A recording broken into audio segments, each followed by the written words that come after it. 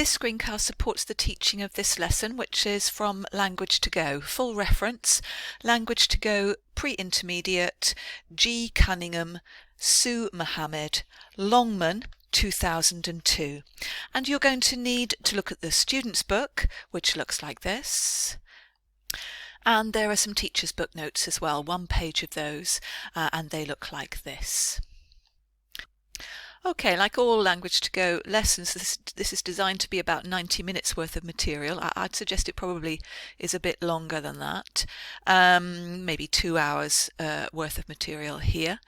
And if I look at the main aims, I think, well, what's happening? We've got a reading, we've got a grammar focus. So I think what we have is some speaking to get into the topic, and then some reading skills practice happening in this section, moving on to a grammar focus. So this reading is the context for the grammar that's being presented, which is the past simple.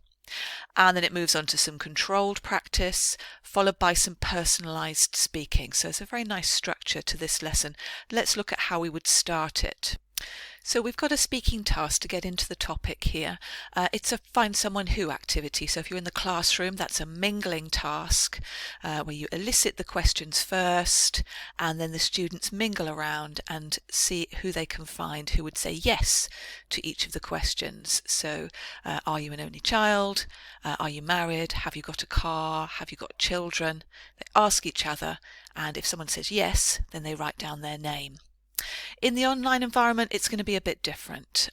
So what I would suggest is that first you elicit the questions. Say, we're going to do some speaking together, and you can elicit the questions from this activity, or you could give them a set of incorrect questions that they first have to correct. So, for example, is you an only child?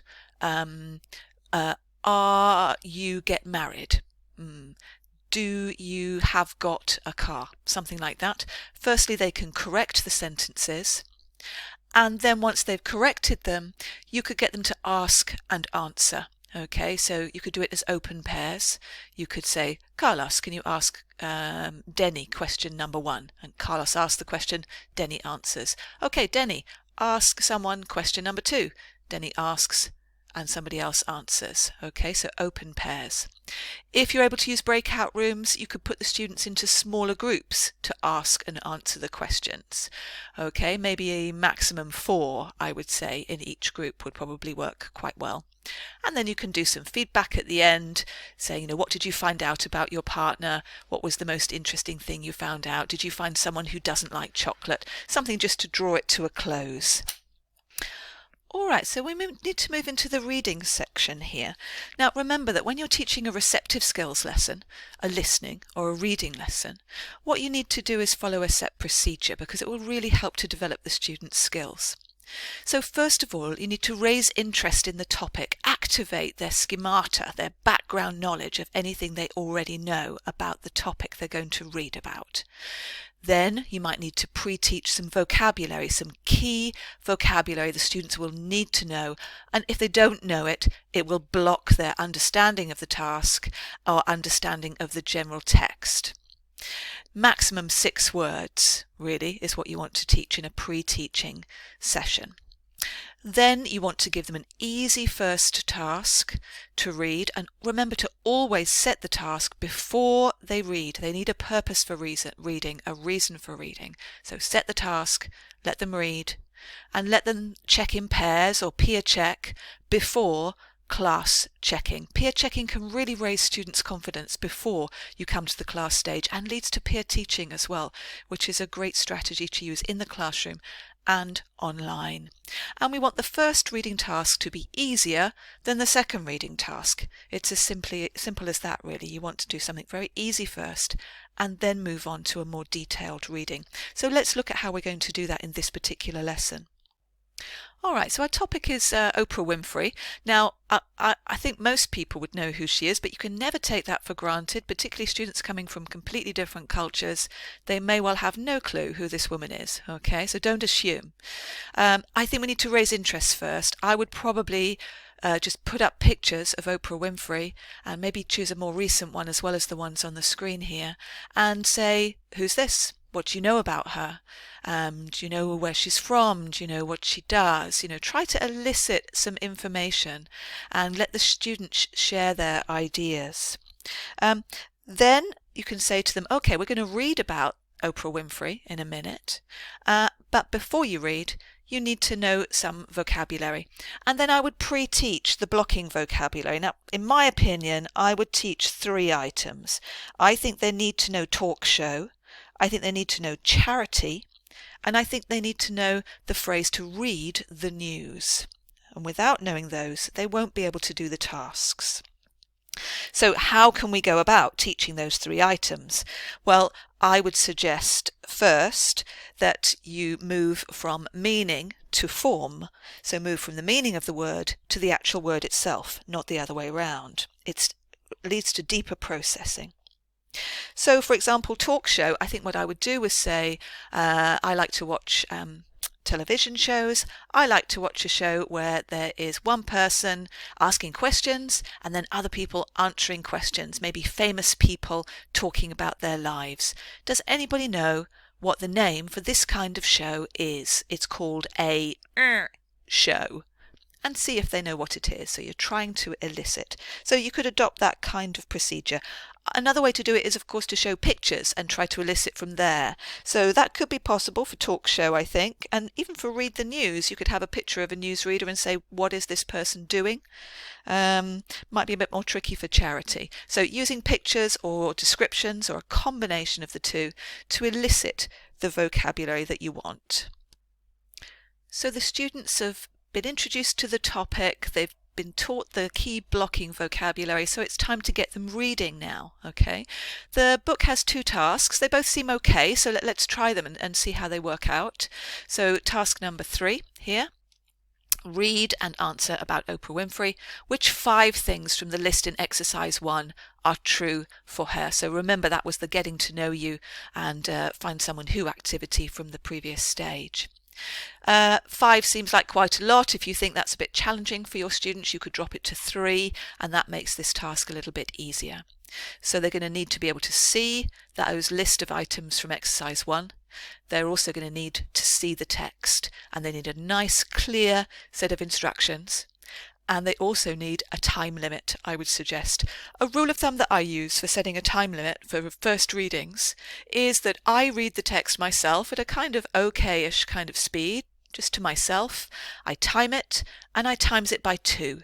And that's the level of time, the amount of time rather, that I give to the students. So clear instructions, set a time limit, put up the text on the screen, and check they know what to do by maybe asking some ICQs, some instruction, checking questions, and then set them off. At the end, stop, and before you go to feedback, you want to introduce some peer checking. So that in a classroom, that would be check with your partner, do you have the same answers? In the online environment, that's more something like, talk together about the answers, I will listen. Talk together and I will listen. And then you can sit back and just listen. Then they're ready for the feedback. Make the feedback visual, so you'll need to have the answers on a screen. If you just do it orally, they will get a bit lost, I think. And make sure you nominate to include everyone. Similar procedure with exercise number 4, okay? Make sure they know the task to put the years into here. You could even do one together about this number 2. You could do that together as an example, and then give the students time to do the other 4. I would suggest that this is encouraging the skill of reading for specific information. Okay, there are different reading skills, and this one is reading for specific information. Don't forget to peer check before doing a visual feedback stage, nominating the students to answer and clarifying any problems they've had. So it's on to the grammar focus. We're using the Oprah Winfrey text as the context, i.e. all the examples come from that reading text or are linked to the reading text. When I look at a language presentation, I think, how involved are the students? And here they don't seem to be very involved. They've got one true-false question to answer, and then they're looking at these examples, but they've got nothing else to do. I'd like to add to that, to draw them in. So I think first I would put up this slide, these examples, and I would have some gaps. So take some words out, maybe take out this did, take out this start, take out this had. Put those 3 words in a box and then say to the students, okay, where in these sentences do these words go? Fill the gaps. And that will get them engaged with the examples. Then they could answer this true-false question. We use the past simple to talk about completed actions in the past. What do you think, students? Is that true or false? True or false? Yeah, it's true. Okay. I think another useful question to ask, another CCQ, concept checking question, is, so are these things finished or not finished? And also, do we know when they happened? Yes, we do. We've got a lot of when she was a child, that's in the past. We've got a year here, 1984. So I'm dealing with meaning first. Always deal with meaning first. Asking a lot of questions, trying to draw the students in. Then we want to look at the form, okay? So how do we make the past simple? And there's a difference between the regular verbs and the irregular verbs. So I think, again, I would ask the students to talk together and say, talk together, how do we make the past simple? What do you think? Talk together, I will listen, and see what they say. And then you can come in and clarify how we make the positive and the negative of these regular verbs over here, and emphasizing that some of them are irregular, and maybe elicit the past of these ones here at that feedback stage. We've dealt with form. We've dealt with meaning first, sorry, always meaning first. We've dealt with form, and now we need to deal with pronunciation. I think you could just drill some of these verbs, and the book suggests focusing on the ones that have a different pronunciation, which is the id at the end. All verbs that end with a t or a d, a t or a d, the pronunciation becomes id on the end of it. So started, wanted, and ending in d, like ended. Okay, so it's worth pointing those out, I think. Have a little practice at some drilling, it's always fun.